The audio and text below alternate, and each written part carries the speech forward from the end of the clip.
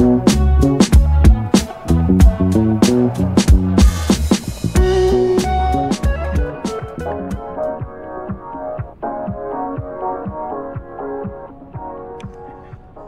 ba kayo kung gaano kabilis ang mga Giorno dito sa Thailand? Ako din eh. Ito nga pala ang bagong scooter unit na nilabas ng Honda Thailand, ang Giorno 125. Kasama pala natin dito ang ating mga moto friends from Bangkok. At tayo lang yung naka 500cc. Sila ay yung mga naka 650cc na motor. At meron pang mga bagong grupo na dumating mula sa kabilang lane. Mga naka Honda Giorno din, and for sure magkakaroon ng konting karera to. Pansinin nyo guys, sobrang bilis ng arangkada ng mga Honda Giorno. Oh? Iwan kami. By the way, chill ride nga lang pala kami dito. From Bangkok going to the beach. So gusto lang namin mag-unwind. At nakasabay namin sa kalsada itong mga naka Honda Giorno. Ayun, nag-enjoy naman kami. Ang saya rin nila kasama sa kalsada.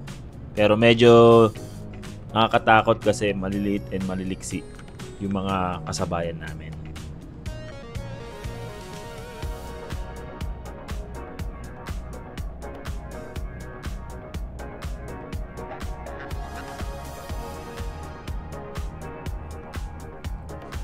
Bakit nga ba gusto nila itong Honda Giorno Plus scooter?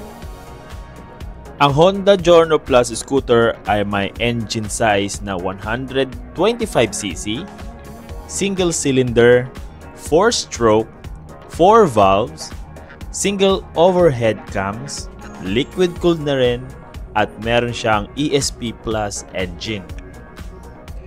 May maximum power ito na 11.3 horsepower at 8,750 RPM. With a maximum torque of 11.6 Nm power at 5,250 RPM. May fuel consumption nito ng 47 km per liter at meron siyang fuel tank capacity ng 5.4 liters. Telescopic front ang suspension nito sa harap at monoshock sa likuran. Ang sukat pala ng gulong nito ay 100 by 90 to 12. Pares yan na tubeless harap at likod. Ang seat height pala nito ay 780 mm with a ground clearance of 155 mm. So bagay na bagay ito sa mga short rider. Sobrang nag-enjoy kami sa panonood sa mga Giorno. At dito na rin kami nagkahiwa-hiwalay. So hanggang sa muli mga brother. Ride safe everyone and keep safe.